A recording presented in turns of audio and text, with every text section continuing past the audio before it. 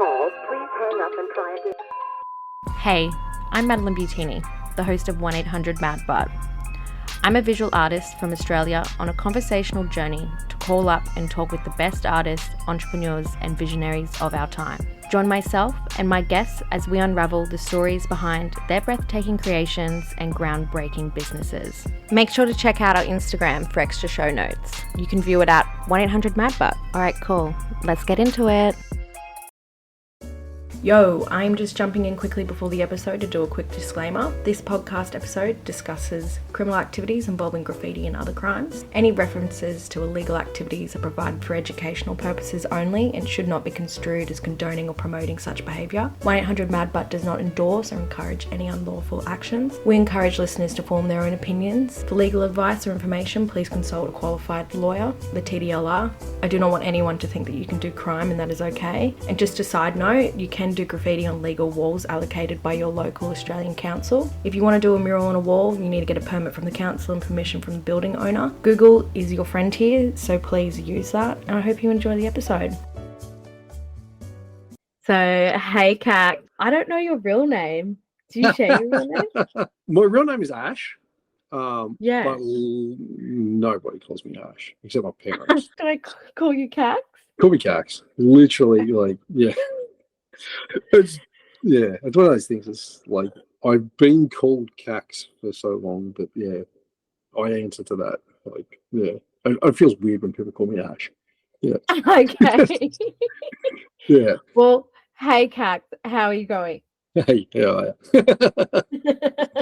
I'm good. To answer your question.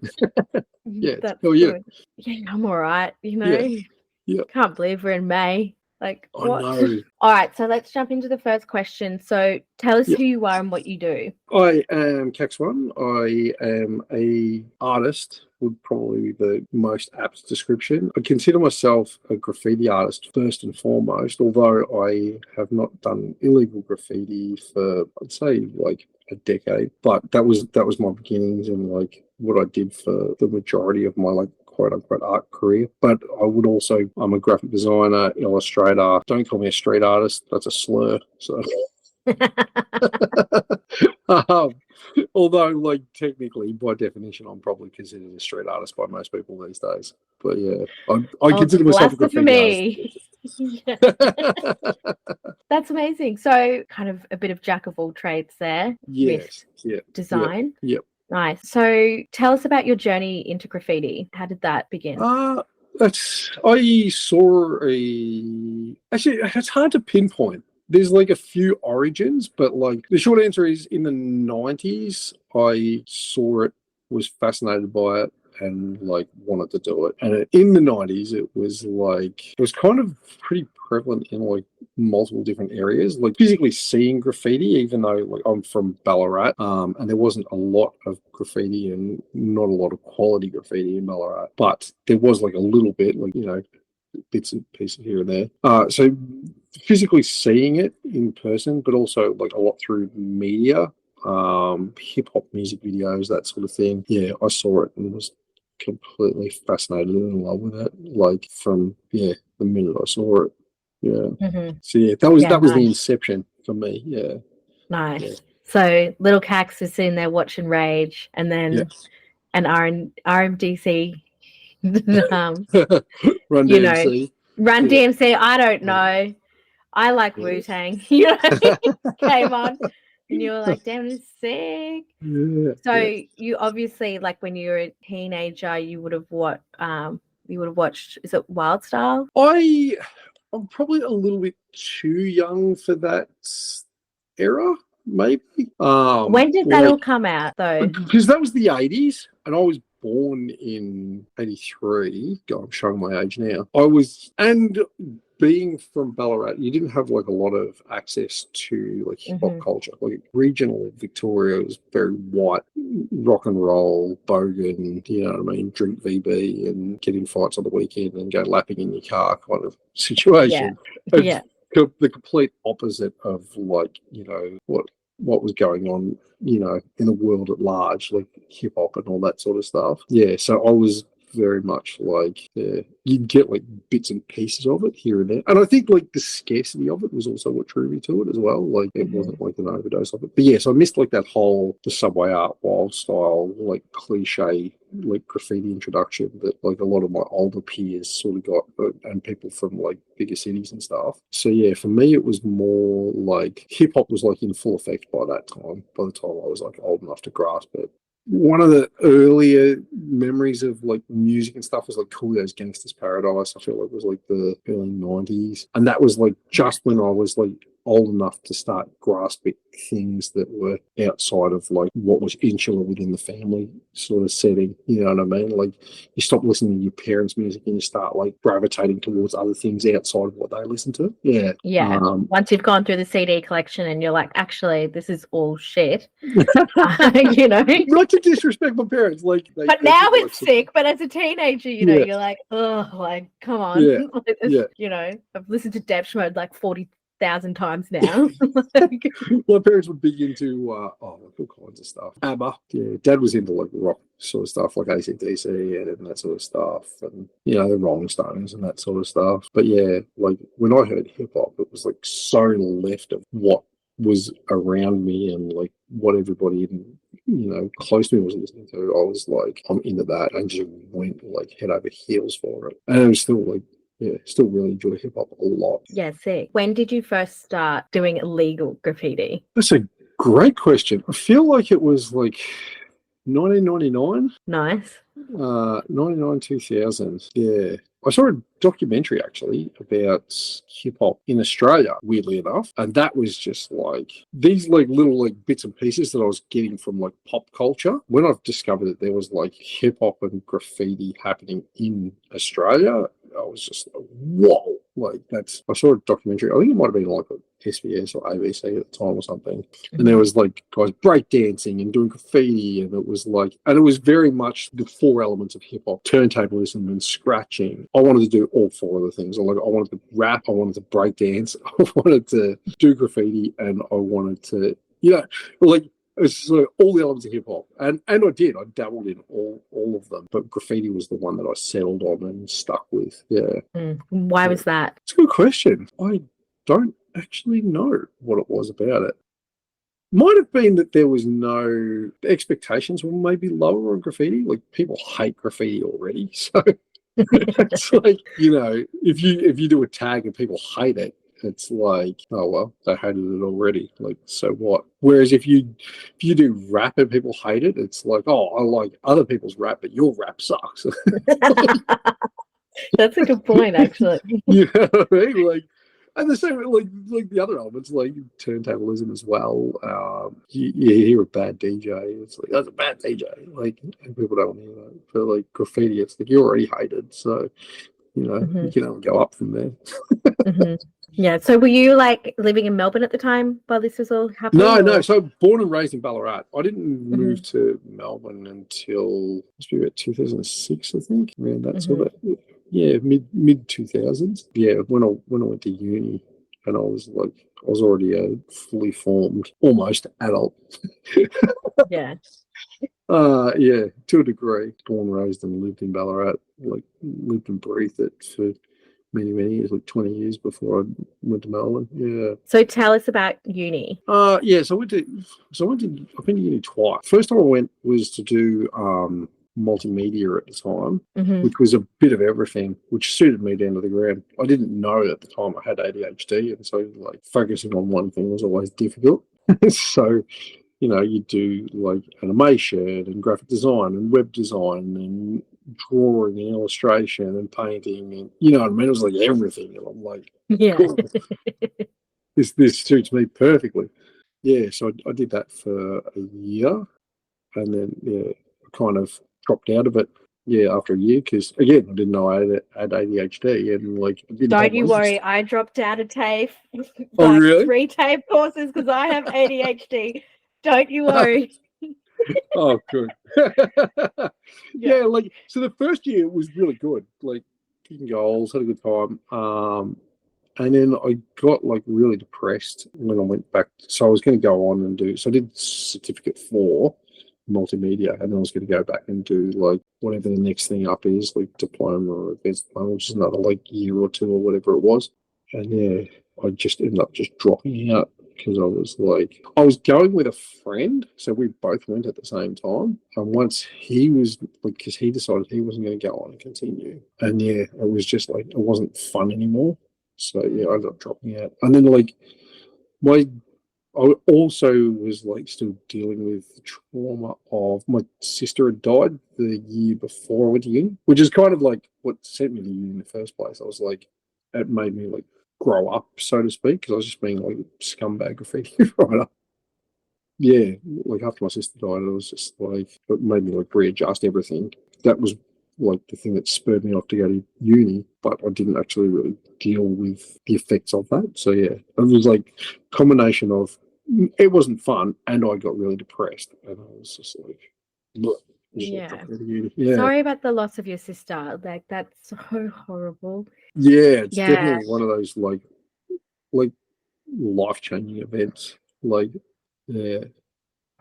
No, definitely. To this day, like, I mean, and that's been going on like 20 years now since that happened. But it's still like, yeah, it's one of those things that you, like, the death of a family member is like one of those things that it'll never really leave you. It's like, Yeah.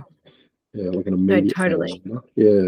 Yeah. Yeah. I think, my grandpa just passed away, and it was like first person really close to me who passed away. Like, I had friends die of ODs and other things. Yeah. It was really difficult. But after my grandpa passed away, no way trying to compare to your situation, but I saw this old man in Audi, like struggling with this shopping cart, and I just started bawling my eyes, crying. Being like to my boyfriend, like, can you go and help him? Like, I can't right now, like, And the old man was like, I'm fine, and like I'm just in like an Audi aisle, like in like grief is so strange, like like, actually, and no shame with it either, like no shame. Definitely not.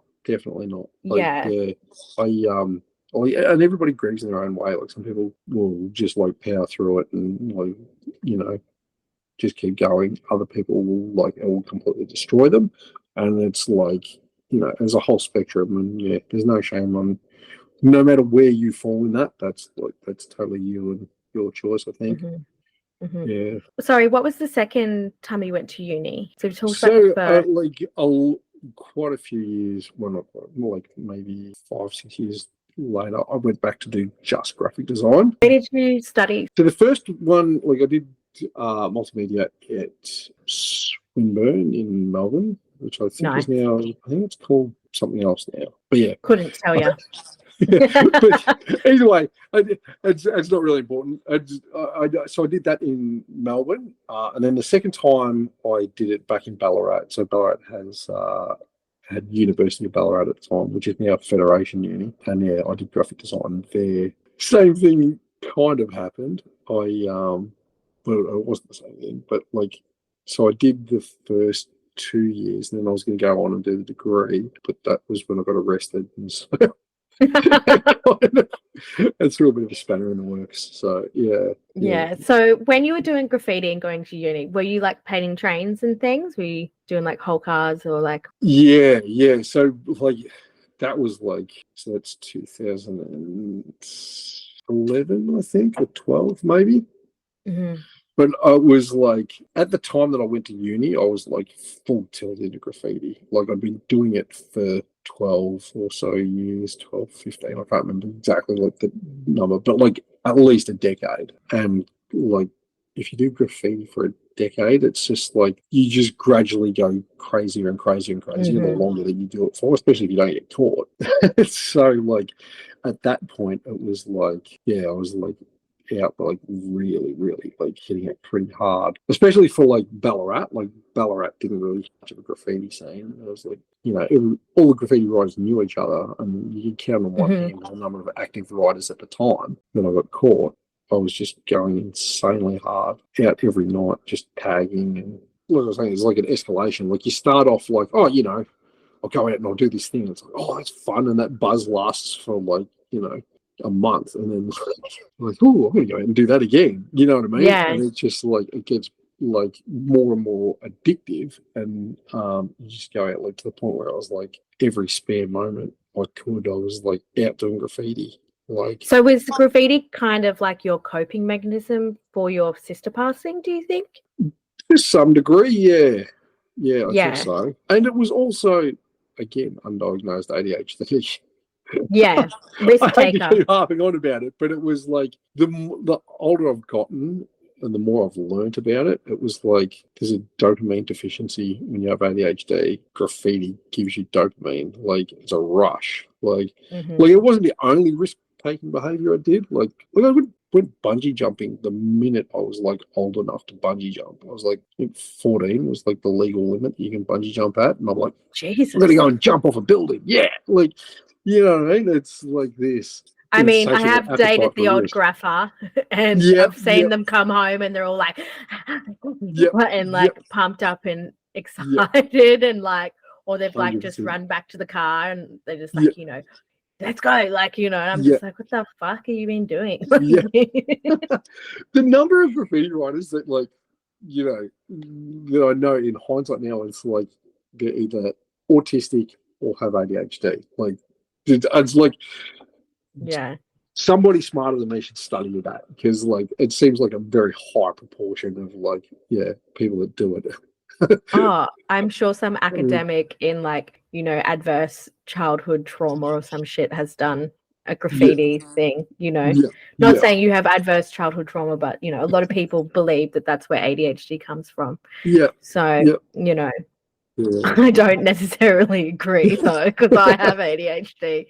But no, it'd be interesting to know. But that's above my pay grade, that's for sure. Yeah, me too. It's just so funny, like, because obviously I don't date graphers now.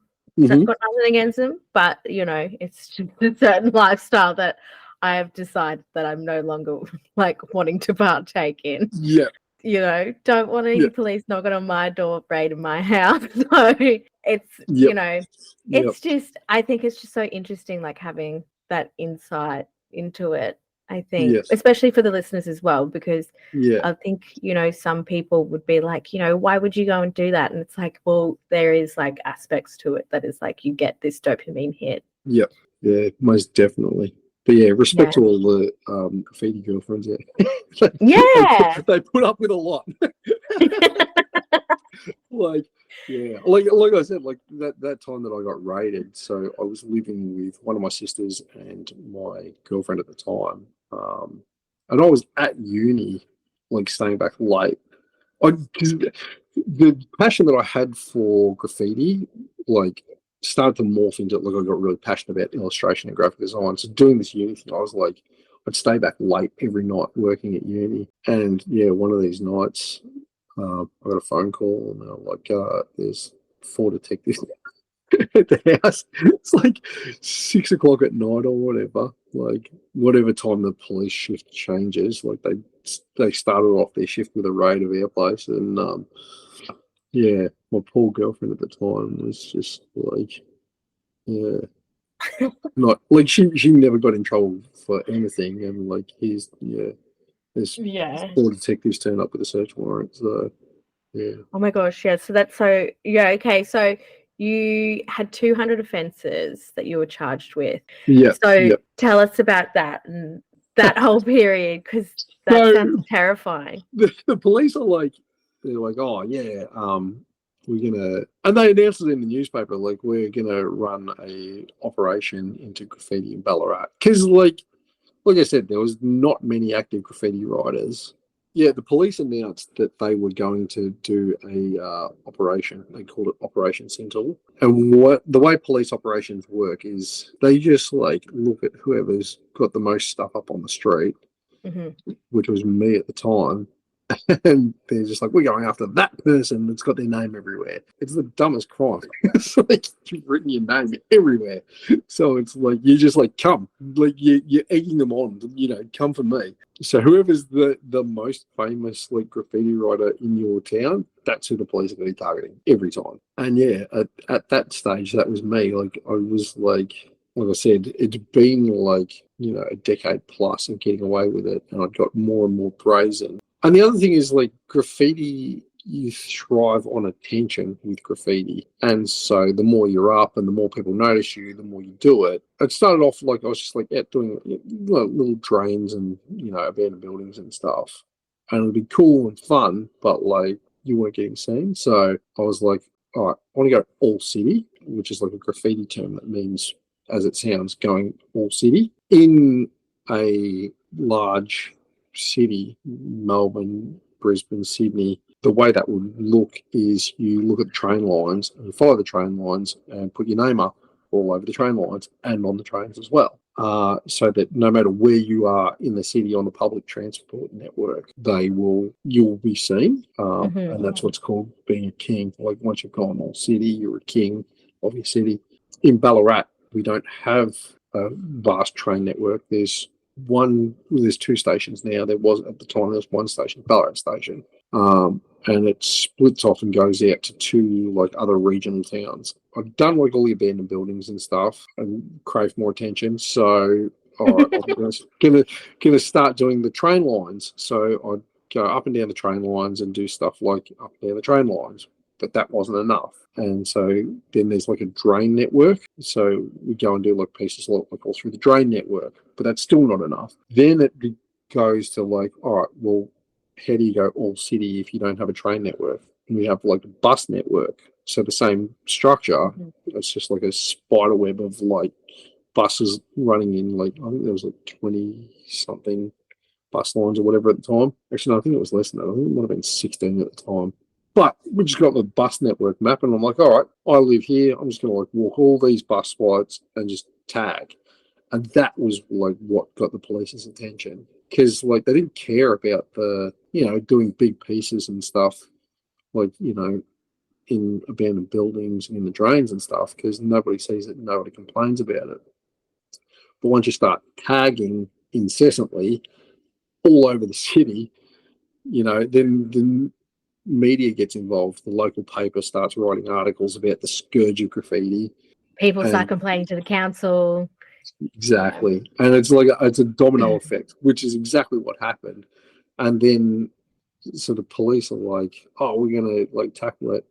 And it's a double-edged sword, because for me, I'm like, oh, there's photos in the newspaper complaining about the graffiti problem, and it's all my work. I'm like sick, like, you know what I mean? And so, yeah, it was, this like ongoing issue. So that all that happened, and then the police announce it, and then, as this back and forth cycle, the police do, their press release, the newspaper covers it, they show like photos of graffiti, it amps me up. And like to know that the police have now like, and they said it, they pretty much said, we're looking at like all these offenders, and we're going to be targeting like people, not naming me specifically, but like they sent a warning shot, and I knew they were coming.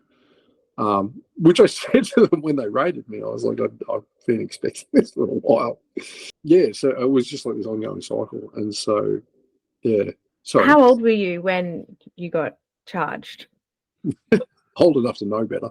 I think I was 28 at the time when they came to arrest me. Yeah. Yeah. To be fair, though, studies have shown that the prefrontal cortex in a ADHD brain does not fully develop until the age of 30. Yeah. So, I mean, like at that stage, I was already transitioning out of graffiti. Like uni had started to take over a little bit, and I was really like enjoying like just straight illustration and drawing and all that sort of stuff. Yeah, the whole like graffiti thing was kind of, it was winding down of its own accord in my life.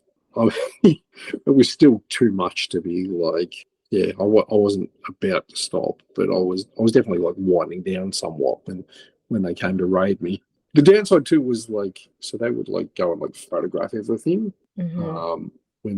So they had like the council had put like a graffiti cleanup thing together. And so they were documenting everything, which meant they had like lots and lots of evidence of like photos of all my work and all that sort of stuff.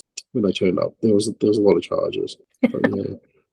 But that was actually their undoing in the end as well. So that was good. Why was it their undoing?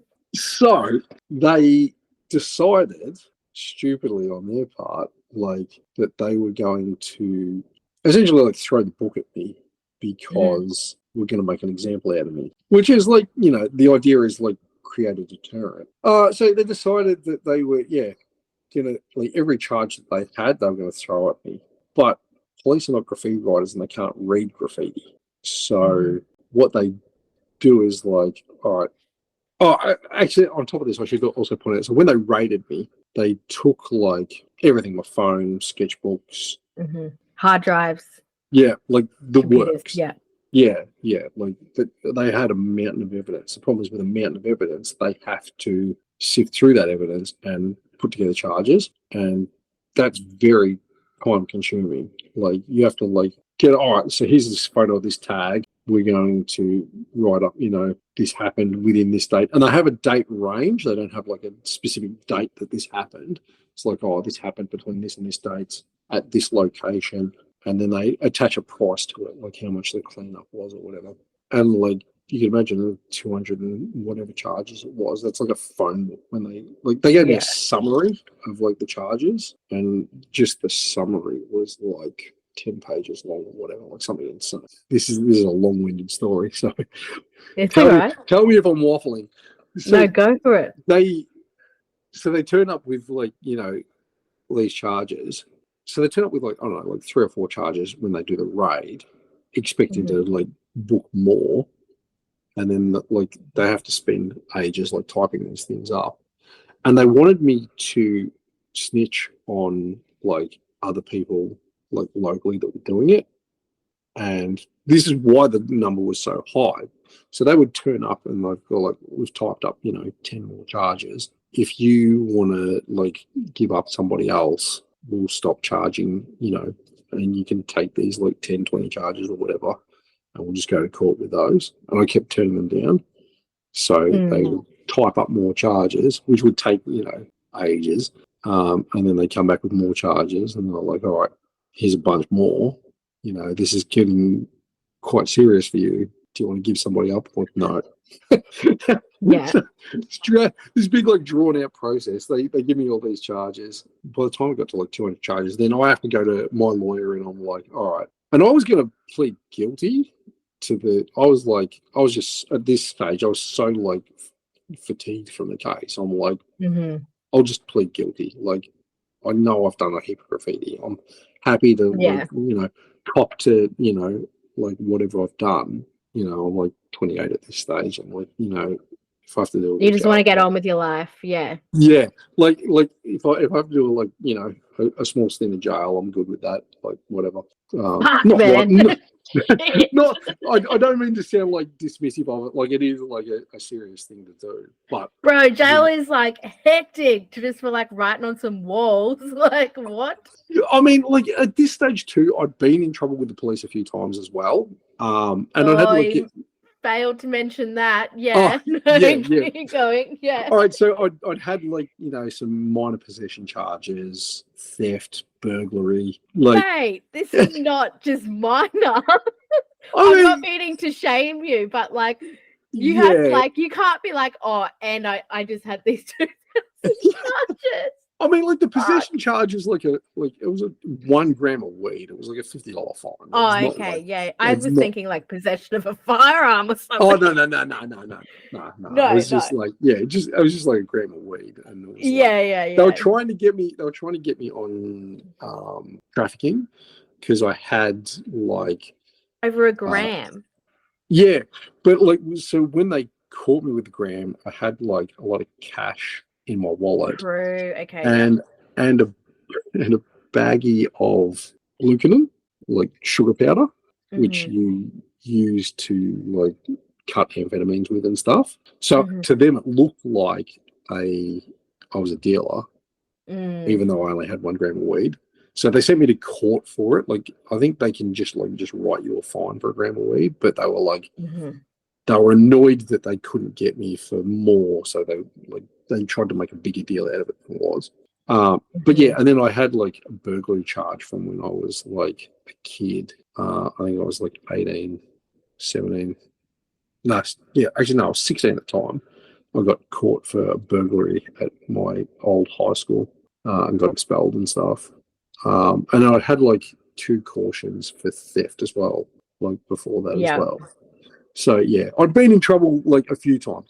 The point I'm trying to make is I'd been around court and criminals and like, you know, God, I sound like no, but I've don't been you around worry though. criminals. You know what I mean? Like, Like, I I've understand been it around it enough for it not to be a deterrent.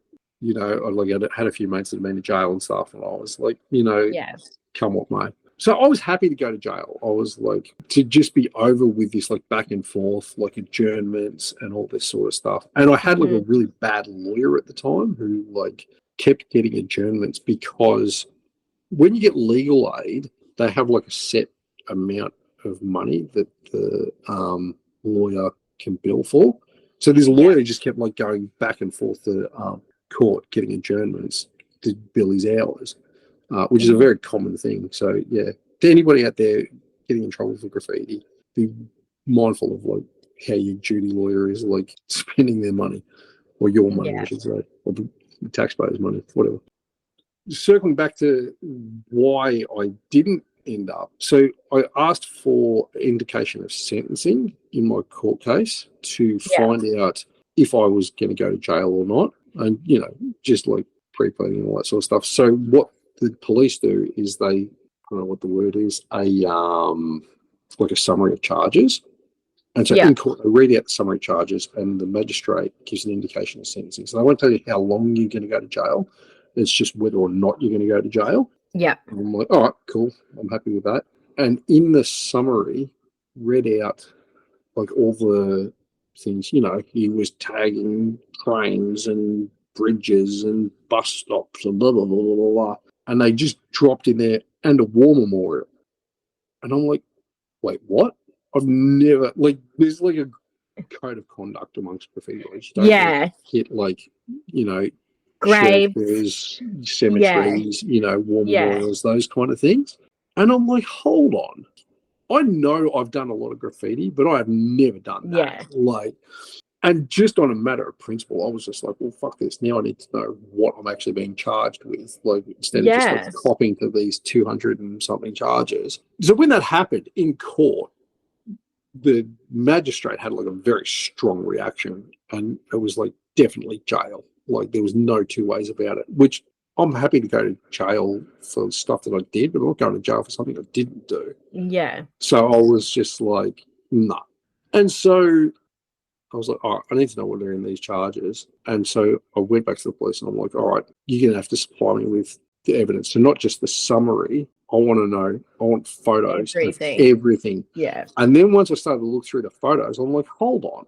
There was like things where there was just like tags that just were clearly not mine. So like, you were the scapegoat for them? Yeah. So like they have like, you know, all these charges on their books. And like, admittedly, a lot of them were mine. They'd essentially, I guess, gotten tired with typing up charges. And so they were just like, oh, we'll just pad it out. Like, because I mean, understandably, I hate doing admin stuff. Like, to sit there and like type up where this location is and like, you know, like I essentially type up a charge like 200-300 times. This is the most boring like paperwork job, and especially if you're a cop. Like, cops don't want to be like typing up charges. They want to be out like, you know, chasing people down and like being brutal or whatever they do. You know what I mean? Like, and so like they just gotten like tired of it and were just like patting them out. So like I would take photos. Like, so for an example, like some of the charges they'd taken from me, I'd take a photo of like a piece I'd done. And they'd be like, you know, I've done a piece and then I've done a character next to the piece. And I'll take a photo of the character and then I've done like crops, you know, like close-ups of the bits I liked. And like, you know what shout-outs are? Like, essentially like the at the bottom of the piece? Yeah, like the Yeah. tags, like, you know, when you share that your mates around the piece and stuff. Yeah, like, so take photos close ups of that. yeah. So one piece becomes, you know, 3, 4, 5 charges. So they've done that with a few of them, and I'm like, come on, like that's one piece. Like I'd spent all night on that one specific mural, and you're going to charge me 5 times for like, you know, like all the different like crops and like all the different photos are taken of the pieces. Well, I was just like, come on, guy. I'm happy to cop for anything I did, but like that's just like a bit of a stretch. And then, like, obviously, yeah. So it turned out it wasn't a war memorial. It was like a screen or something that was at a war memorial, and it wasn't my tag. It was like it was one that kind of looked similar to mine, but it was just like some toy stuff or whatever. But I'm just like, you know, I'm not copying to something I didn't do, and especially not like going to jail for something I didn't do. Like, Yeah, come Jesus on. Christ. That sounds fucked. Sorry. It is. It 100% is. I was like, all right, if that's the case, well, then I'm going to contest these. I'll cop to the ones that I'm guilty of. We went back to court. Eventually, I did sack the lawyer that I had and went to somebody else. Yeah, this other guy was like, nah, this is rubbish. Like, yeah. And fortunately, my brother-in-law, law and accounting, but like not in like graffiti stuff, but he knew enough to know, all right, you can do submissions to court and all that sort of stuff. So I ended up having to go through every single photo and just be like, all right, I'm pleading guilty to this one, but not this one, and this one, but not this one. You know what I mean? And so I pled guilty to, I think it was a total of 89. So I was charged with like somewhere, you know, between 200 and 300 charges, but I pled guilty to 89. And when you sit in court with the police prosecutor and your lawyer, and they have to read out every single charge and go, all right, we're removing charge number 1, charge number 3, charge number 4, charge number 7, you know what I mean? And it takes forever. By the end of it, the magistrate was just like, what the, you know what I mean? Like, how did the police botch it up this badly? Yeah. And so because of that, yeah, the magistrate was like, all right, well, I'm not going to send you to jail. I'm just going to give you community service, and like the maximum they can give to you, but without giving you jail time. So the max amount is 250 hours, I think, community service. So I got the full lot. I had like a corrections order. I couldn't leave the state. I had to report to the police. I had to report to a corrections officer, and I got a fine, and all that sort of stuff, but no jail. Yeah. Shit, eh? Yeah. Yeah, it was a lot. Like it was a lot of work, a lot of back and forth, and a lot of money and time. And well, this is the other thing. So I ended up having to pay for the lawyer out of pocket. So I had to loan the money to get a lawyer to pay for it out of pocket. How much did you spend? It was in the thousands. It was a lot. Yeah. Yeah. Especially at that time when you're a student on, you know, was it Oz study or whatever? It's like 10,000. I don't actually remember specifically. I was getting up there. Yeah. Like, yeah. But did you learn the lesson? Well, I guess I haven't done it since. So yeah. Yeah.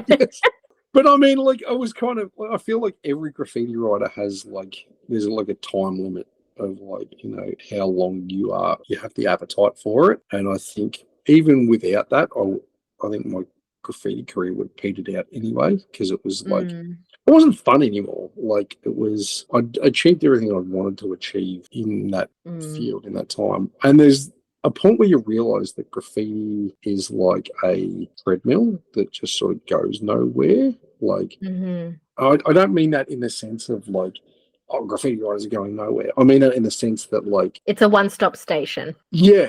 Like you're just pushing it to the point where all you want is fame and to do the maximum amount. And the second that you stop, there's somebody coming up that's going to take over. It doesn't last forever, too. Like I haven't even been to check, but like I'd imagine like most of the graffiti pieces that I did back then probably don't exist anymore. You'd be surprised. I went to Pompeii and I saw graffiti there.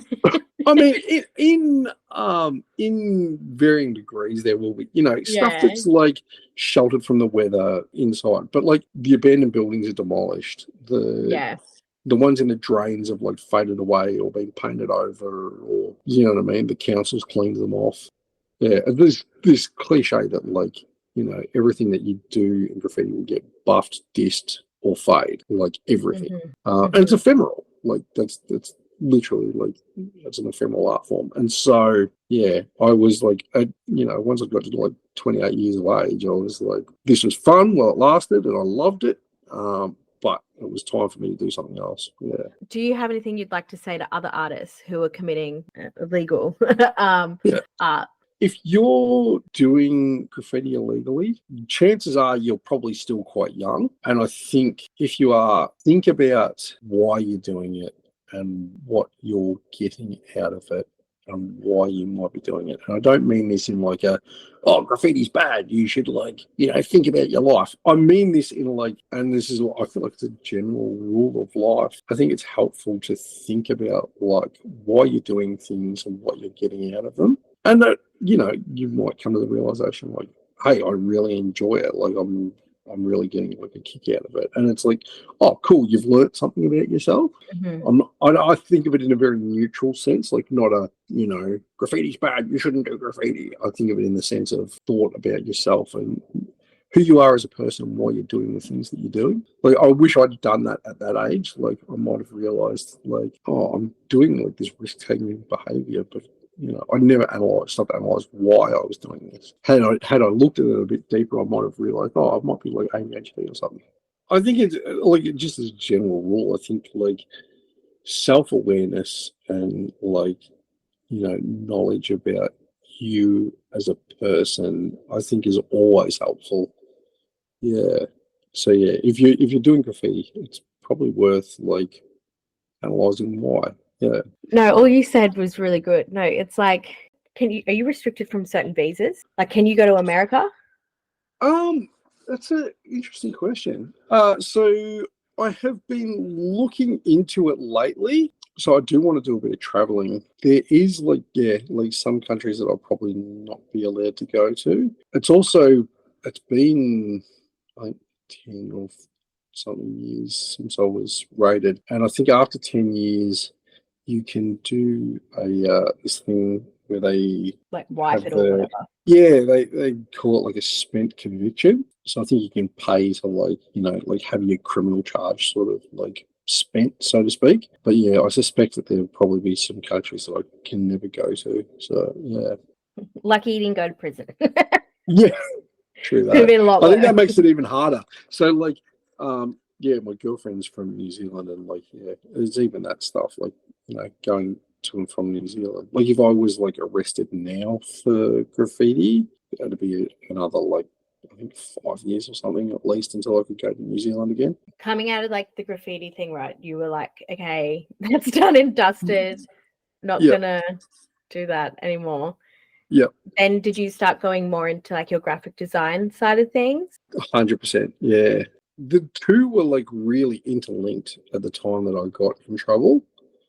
So it just naturally lent me to go more down like the legal sort of route. Like I had my first solo exhibition not long after that. And it was cool because it meant that I could be like open about the two worlds. Like yeah, I was doing like murals, like commissions and stuff at the time when I got raided. But I was like I had a foot in both worlds at that time. So I was doing commissions legally under Cax, and then I was painting at night illegally as Inst. And it was like I could be like after the getting charged and all that sort of stuff. It was kind of a little bit freeing in that like I could move into the legal work and doing graphic design and murals and that sort of stuff, and I didn't have to like be too stressed about like the graffiti life, so to speak.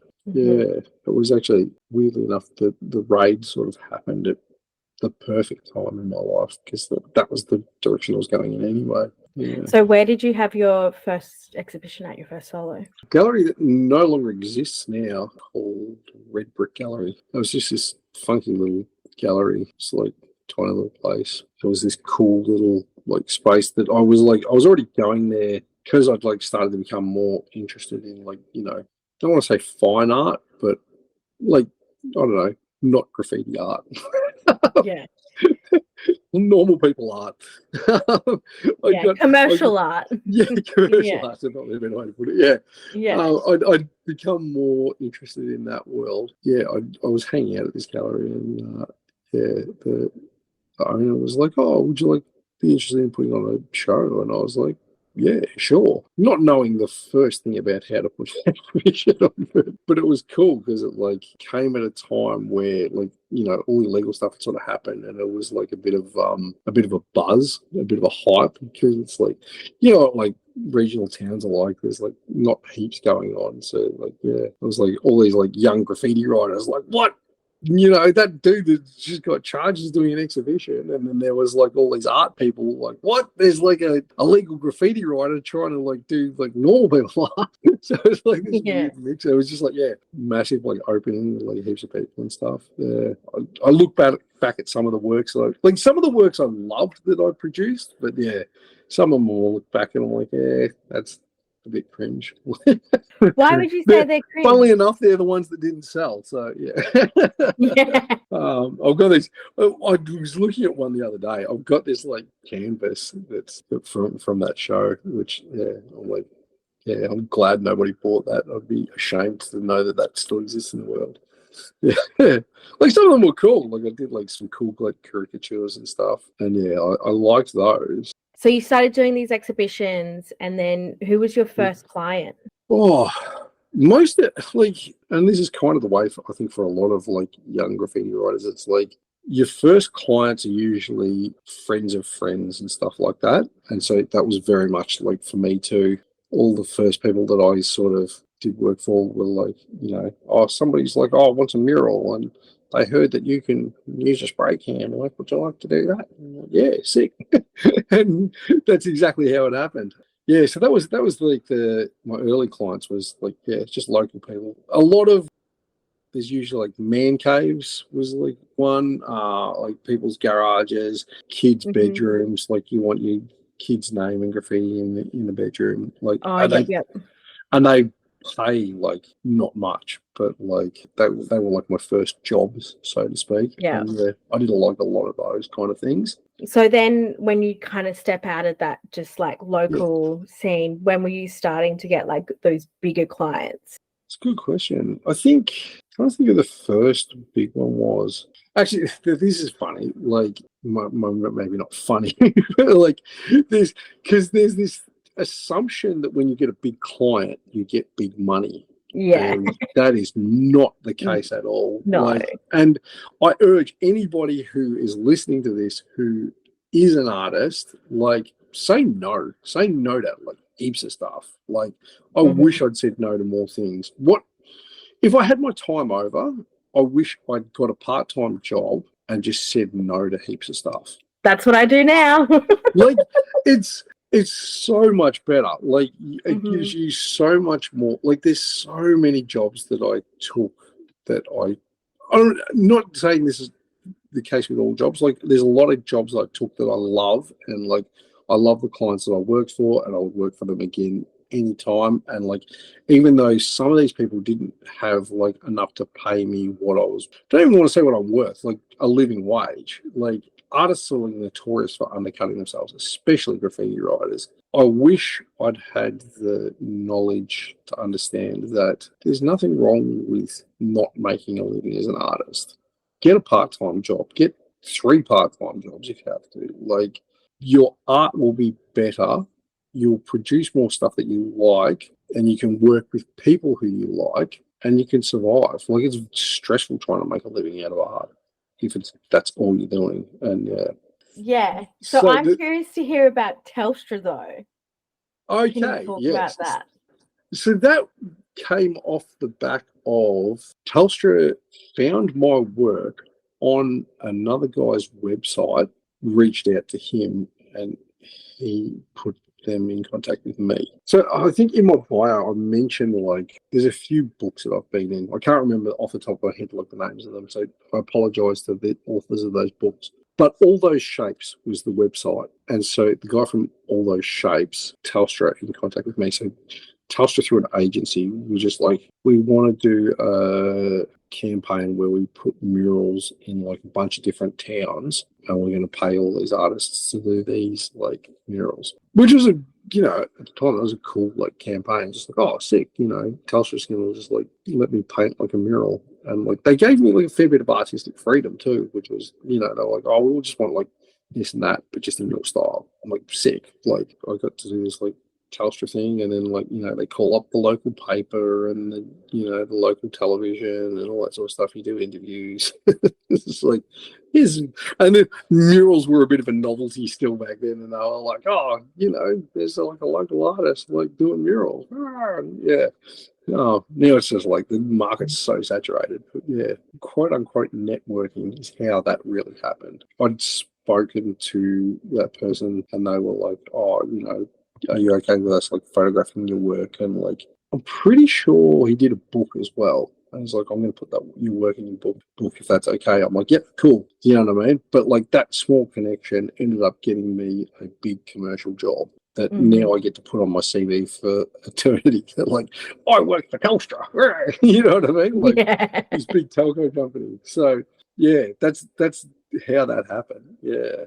At the time, it was the most I'd ever got paid for doing a mural, which was amazing. In hindsight now, I undercharged, but like, and this, I think this gets back to like, like earning a living. Like when you're trying to earn a living, you underpay yourself and you undercut yourself. And it's the biggest mistake that I think artists always make is like, charge what you're worth, turn down jobs, and you can still say yes to those jobs. Like, if you get like this huge name client and you're happy to take a little bit less to have that client on your CV, like, cool, no shame if like you want to charge a little bit less. Don't. Like, if you can get away with paying yourself exorbitant amounts of money, do.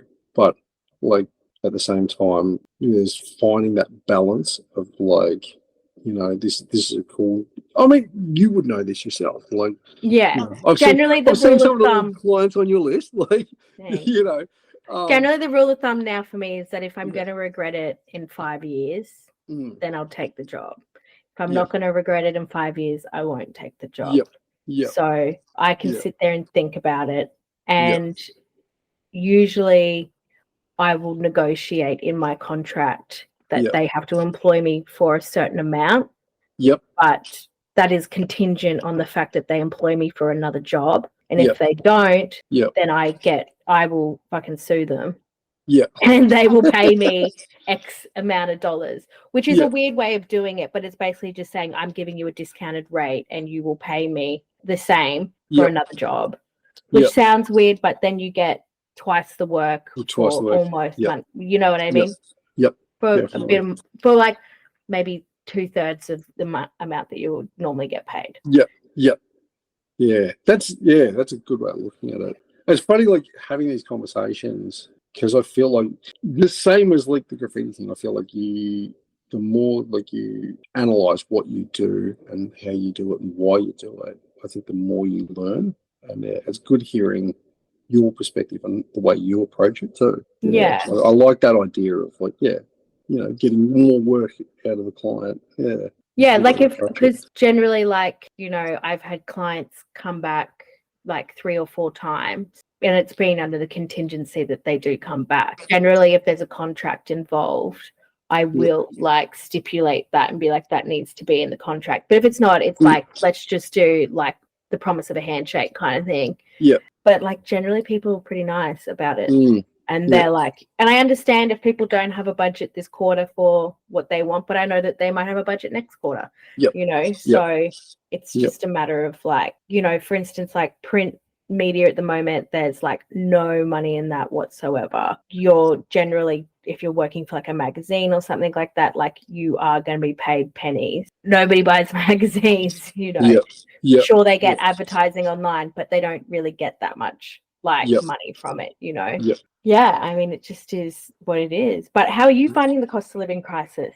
It's funny. I've been hearing lots of artists talking about they're really feeling it at the moment. Like they're they're not getting as much work and as much money as they used to. For me, I've probably been a bit lucky in that respect at the moment, but at the same time, I am also looking at other avenues of making more money. I've been like a lot, like this year specifically, I've been a lot more critical about money. Like I've been earning enough, I would say, just to get by, and that's it. Like I have like, I have like a huge job where I get like a massive chunk of money, and then it'll be nothing for a while, and then which kind of suits me too because I get like a bit burnt out. Like I'll pour everything into a big job and like get a heap of money, and then like I get to like relax and decompress for a while. Yeah, this year I've been like very like hyper analytical and like working out what is enough for me that I would be happy making as an artist, and I've decided I'm not making enough to be happy as an artist. Mm-hmm. So yeah, I've been looking Have you been paying your super? no, which is like terrible. Like, and that's one of the things I'm thinking about. Like, I feel like I'm not putting super away, which is like a big deal. Like, I've been putting money aside when I get a chance, so to like quote unquote to pay super. Bro, I have no super. Like I have Yeah. I think I have like $19,000 worth of super. Yep. I'm 30, dedicated like literally 9 years of my life. I also got money out during COVID when they let that happen, which was just really stupid idea. So I've never had a quote unquote real job for more than like a couple of months. And so, which is like the absolute like worst, like don't be an artist like me. Like going back to that thing about like getting a part-time job, I'm like, I think like more artists need like part-time jobs. Like for that reason, like, and like maybe I'm just preaching to myself at this point. Like maybe other people are not as stupid as me. I was like, all I've ever done is like quote unquote be an artist, you know what I mean? And like supplemented with Centrelink. And so for so long, I have just been content with just enough to get by.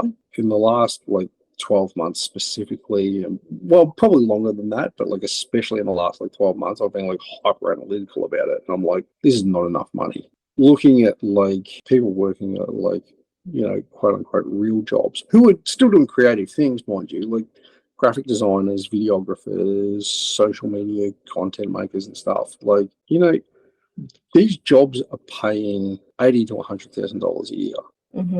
I'm just going to stop you right there because I work in marketing. Social media content creators are not making $80,000 to $100,000 anymore. They're making like 65 to 75K a year. Wait, so, depending on when I say that, I guess like it depends on your definition of a content creator. Like I mean like essentially like a graphic designer or videographer who's making content on they social would 100% media. Make that. But if you're looking at like actual marketing jobs on Seek, and I invite you to do that. Yeah. If you don't have the experience doing that, you're not going to be getting that kind of money because they want people. Even for argument's sake, like I guess what I'm more saying is like videographers and graphic designers who are making social media content, but not not just like somebody posting memes and shit. Like you know what I mean? No, yeah. But for instance, like for example, at Right, their social media content creator makes like I think the bracket was between like because I was looking at jobs like a couple of months ago, 75 to 80K. That was the most of their that was their high end. But I mean, even for argument's sake, like that's a decent wage. That's a decent wage, and it's above it's above like the median weekly pay. A lot of artists are working twice as many hours as they would be working, and for half as much money. Like in my instance, it was like, all right, I'm happy earning like half as much money as that because like that's all I've ever known. Like I'm just if I'm off Centrelink, I'm happy. You know what I mean? But like that's not like you shouldn't be working like less than minimum wage at the end of the day, just to like quote unquote follow your passion. Like I think that's like, well, shouldn't is probably a strong term. For me personally, that's not what I want to do.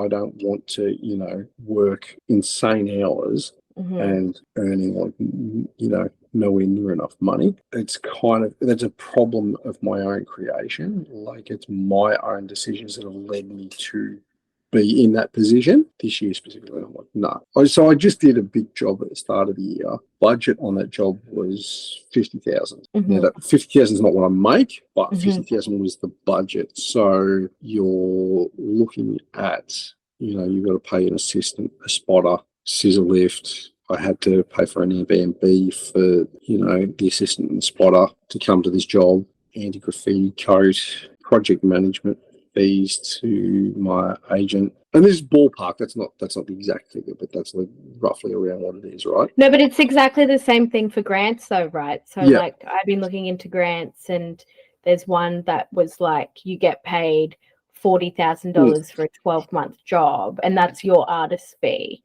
But then when I broke it down in the wages, which I can actually tell you because I have them, I was looking at it because I was like, oh, I'm not getting any work at the moment. I am just going to branch out. And after paying my tax and my super on it, right, my weekly pay would be $591.67. My rent is $245, right? And I have private health. I have my car insurance. I have everything else that I have to pay for all my bills, my phone, electricity, whatever.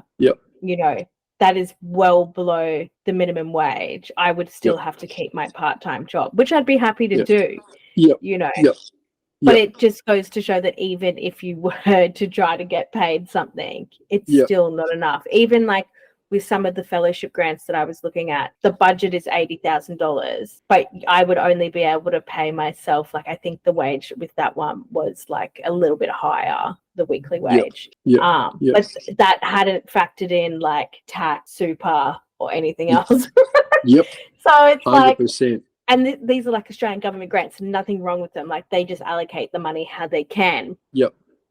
But you're right, like within this economy and this society, like unless you're like, a cause or somebody who's like huge, you have to have a part-time job. If you're thinking about your future and you want to have a nest egg and you want to have all the luxuries of life, like owning a house. I mean, if you look at the Australian Bureau of Statistics of the average of the census and the average artist income, yearly income, and if they own a house, none of them really own houses. Or any type of, it's actually devastating. So it really is. It really is. And that's all I've been thinking about for the last like 12 months specifically. Like, I mean, it's been in the back of my mind for a while, but like this year I'm like, nah, this is the year that I am like, nah, I'm done with this. Like, I'm not just going to be like a broke artist for the rest of my life. Like it's not enough for me. And I think the danger of being an artist and like we're talking about, like, the clients and stuff, like it's cool to have like big clients on your resume, but people assume because you have big clients on your resume that you're doing okay financially, and like so many artists aren't. Or there's other things going on. Like no one ever talks about like what do you do as a part-time job, or I'm a nepo baby. Like there's not I feel like there's not enough healthy discussion around that stuff. Like, I mean, you see, I came from a super good family, right? And I lived with my dad for a little bit. I mean, he's like middle class, but I went to like the girls' grammar. Came from like the echelon or whatever of like Brisbane society. And I asked my mum to invest in my art career when I was younger, and she was like, nah, like that's a bad business move. And I was like, what do you mean? Like, and then I would go to New York and there would be like all these like incredible like artists who were getting funded by their parents and shit, right? Or like a trust fund that they had. and I'm going back home and eating baked beans so I can afford my next flight, to America. It blows my mind. Most definitely. Yeah, it's weird too. Like, I mean, it's a matter of perspective as well. Like, I feel like, there's people that like have definitely got it worse than I have. But yeah, there's also a lot of like artists that have got it a lot better than I have. And I'm like, yeah, I think there's not a great. I get to be on the podcast and discuss this. But there's not enough discussion around that stuff, like honest discussion about this sort of stuff, I feel like. And I feel like as artists, we do ourselves a disservice if we're not really blunt and really honest about this stuff, because it's important. There's no union for artists. There's no, like, well, not that I'm aware of. There probably is.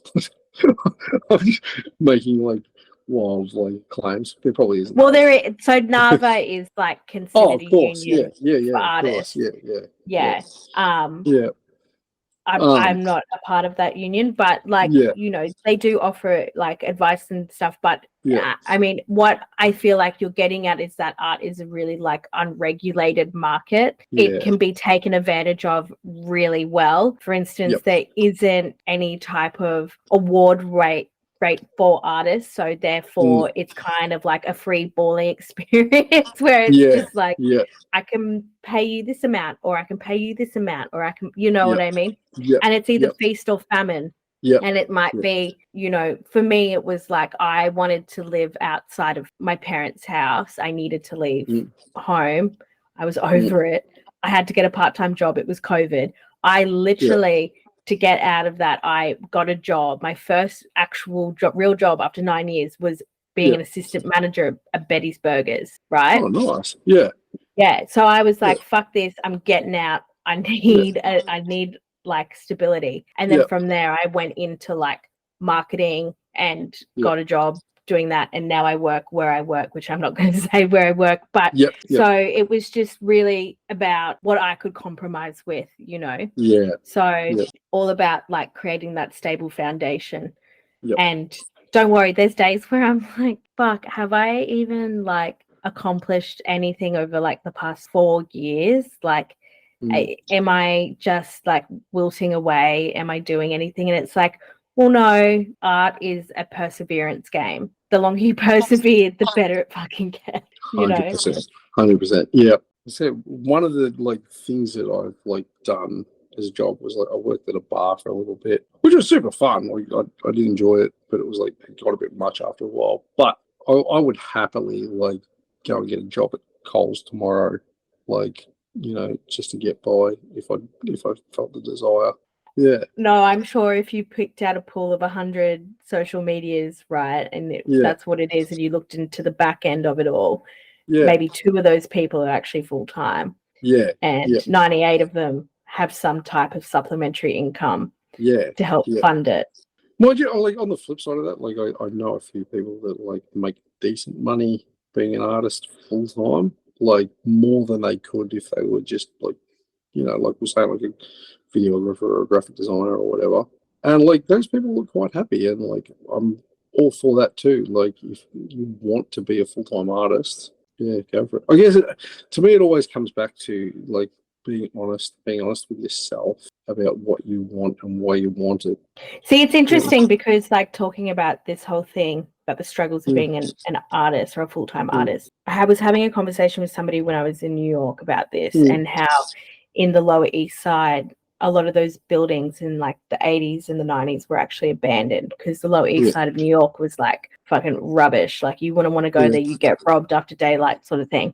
So a lot of these artists congregated in these old buildings. They were abandoned, so they didn't have to pay any rent, right?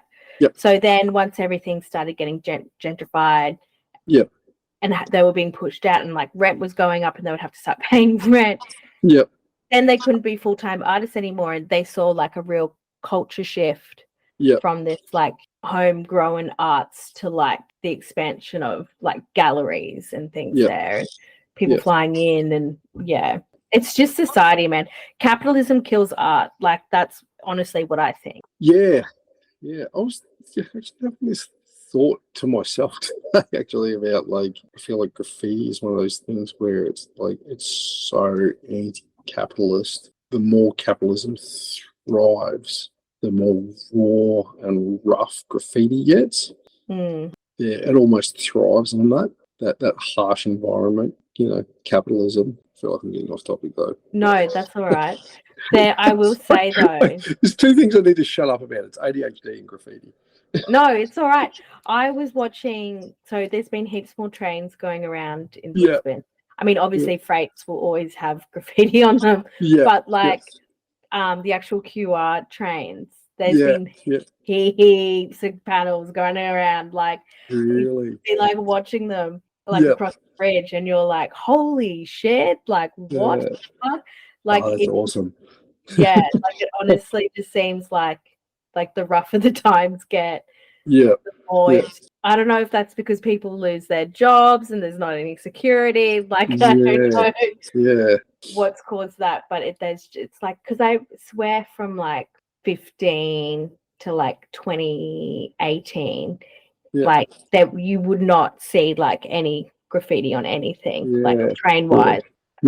But maybe that might have been because of like who was the mayor or state premier. Well, I guess that also plays a bit. Like, I mean, Melbourne CBD at the moment is bleak as far as graffiti goes. Like, they've got these like graffiti like cleanup crews that are just out there like all the time, and it's like no disrespect. Which is so random though, because Melbourne like uses Melbourne used to be like the place. Like, I felt like in Australia it was like the graffiti place, but like now it's like it's all like, oh, it's only like sanctioned like street art, and like they're like really like, and it's like graffiti is what bore out that like the quote unquote like street art culture. Like, street art is, like an offshoot of that, like the commercialization of graffiti.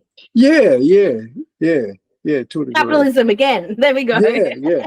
Like, not to, like, I know I said earlier that street art is slow. I don't actually mean that. I mean that in like a loving way. Like, Melbourne, like in the CBD specifically, seems to be like really like they're gentrifying it. They don't want tags and stickers and stuff everywhere. And it's like, it's a real shame, I think, that they've become so like anti-graffiti. To me, that's the sign of like how much like a culture is like thriving. Melbourne is like known as like, an art city. And once you start like destroying the soul of that like culture, it becomes like, this commercialized capitalist shell, I suppose, of what the real thing is. So when you do murals, do you prefer doing large scale or do you prefer doing like small? Like, do you like a really big canvas, or are you more of a like a 3 meter by 3 meter work? Sometimes I'm like, I just like to do something that I can, if I have to stand on anything more than a step ladder, even a step ladder, if I can reach it from the ground, that's high enough. Okay. Mind you, that wall that I just did is 27 meters wide and 7 meters high, I think. Yeah, crazy. So like, it's like 2 stories high. Yeah, and like really wide, like. And I was like, I love doing it, but it is a lot of work, and juggling a project at that sort of scale can be stressful. Would do it again in a heartbeat, don't get me wrong. And I mean, ask me the same question tomorrow and I'll be like, yeah, I want to paint the biggest wall possible. But like, sometimes I just really enjoy like, just like whatever I can reach from the ground, and that's it. Yeah. How do you go in a scissor lift? Do you get scared? No. Like I said, like I bungee jumped like. True. Okay. Yeah. So like, jumping off a really tall thing is like, I mean, kids, not to be blasé about it, I do get a bit sketchy about it, and I'm hyper. Like, I just did a bit of spotting for Minna Lunig. Yeah. And she just, so after I did that big job that I was just on, I was spotter for her at the Benalla Street Art Festival, which was, mind you, was a great way to wind down after a big job. It was just like going. Like somebody else operate it. What a good idea. Yeah. But to answer your question, like I am like hyper aware of like the dangers that come from scissor lifts and booms. I had a family member who was killed in one. So I'm like, I take it very seriously. I'm not like out here talking blasé, like, oh yeah, I'll just jump off buildings, like bungee jumping and stuff. I'm still hyper aware of the danger, but yeah, it doesn't scare me. But So, okay, firstly, do you only do murals now, or do you do like other types of commissions? I'll take anything that's like guaranteed decent money. Yeah. Yeah, pretty much. Nice. Like, and I enjoy jumping around too. Like, I'll paint like, small scale paintings and stuff. I would like to do a solo show, I think, Hmm. like in the future sometime soon. It's probably like not the right time economically to be doing a solo show, but Yeah. I'd still like to just do one just for the sake of a bit of fun. Yeah, I'll do anything. I love doing large scale stuff. I love doing like canvases and that sort of thing. But yeah, Hmm. as long as the money justifies it, I'm Hmm. down with that. Yeah. So, do you have like a studio that you paint in, or do you have a studio at home? That's another discussion I've been having at the moment. So I kind of mix and match a little bit. I mean, because most of the stuff I do is murals, so most of it's on site. Hmm. So the studio is the place where I'm painting. Like, I'll turn up at this business or whatever and paint there. So it's kind of a bit of like an evolving sort of thing. Like small scale stuff I'll just do here in the apartment. Yeah, occasionally from time to time I will like go to like other places, i.e. like my parents' place or something to do stuff. Yeah, Kind of, sick. yeah, a bit of a mixed bag. But 90% of it is like, yeah, on site, like painting a mural. Yeah. To Yeah. me, it Or, sounds like you just want to be a little bit more settled. yeah, a little bit. Yeah, the dream scenario would be to like own a house outright or an apartment with a space that I could have a studio in as well. Hmm. That would be ideal. But at the moment, I'm kind of like split between like, yeah, a little bit of everywhere.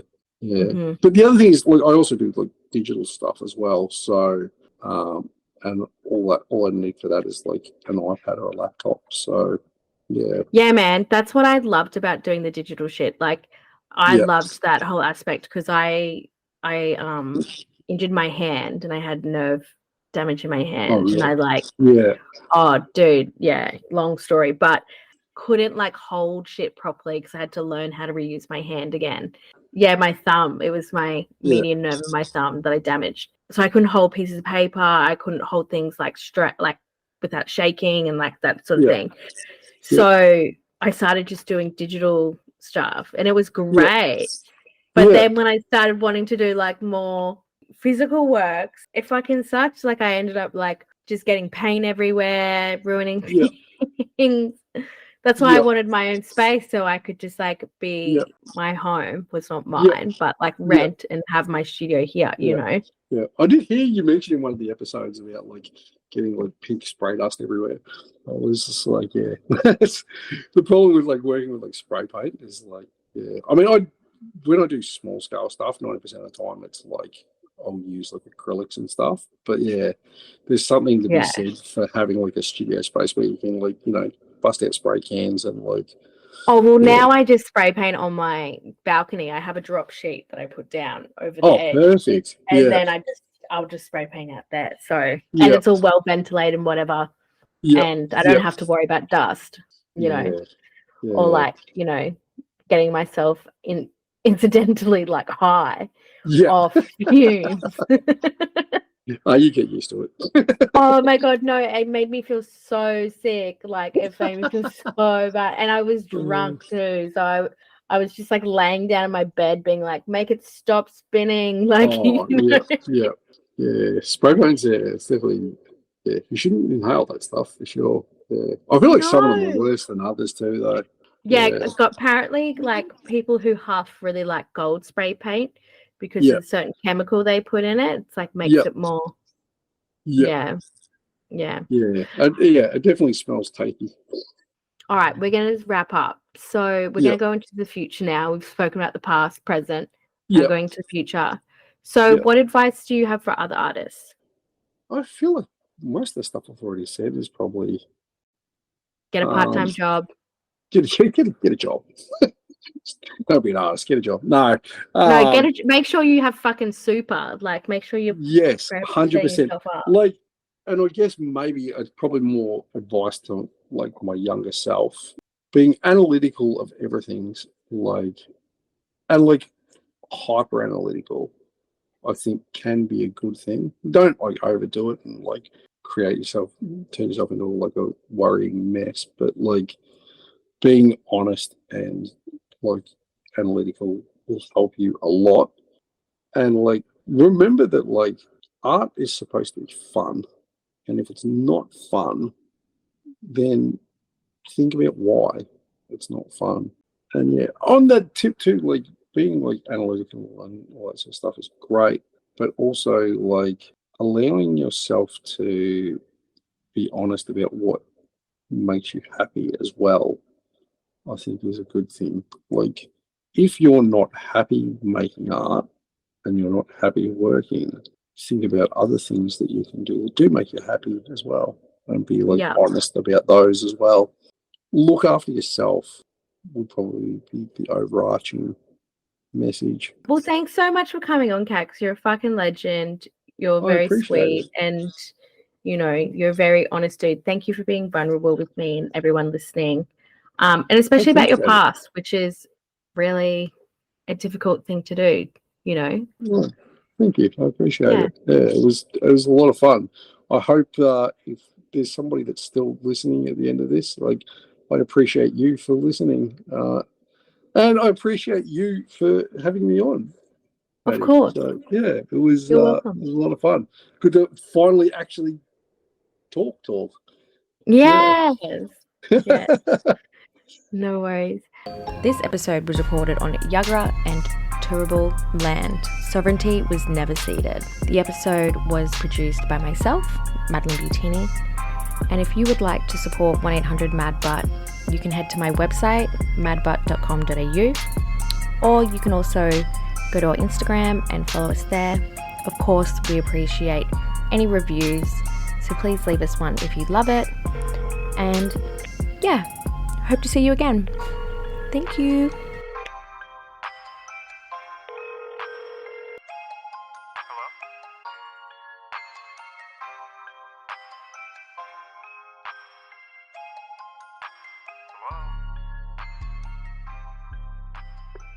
If you'd like to make a call,